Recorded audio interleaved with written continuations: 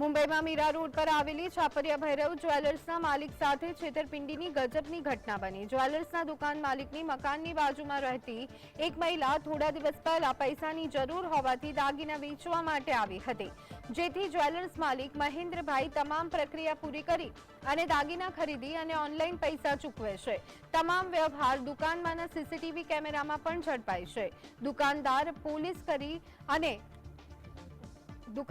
Police કરી અને આ દાગીનાને મૂકવા માટે જતા હોય છે, ત્યારે જ દાગીના વેચનાર મહિલાની સાસુ અને જેઠાણી દુકાનમાં આવી અને તેમના ઘરમાંથી દાગીના ચોર્યા હોવાનો આરોપ લગાવે છે।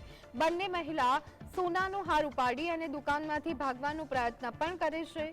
આ બધાની વચ્ચે મીરા રોડ સ્થિત કાણકિયા પોલીસ સ્ટેશનના પીઆઈ તેમની ટીમ સાથે આવે છે અને મહિલાઓની હાજરીમાં દુકાનમાં તપાસ કરી 4 કલાક બાદ 227 ગ્રામ જેટલું સોનું જપ્ત કરી અને ચાલ્યા જાય છે। આ અંગે દુકાનદાર મહેન્દ્રભાઈએ પોલીસ પર ગંભીર આરોપ લગાવ્યા છે।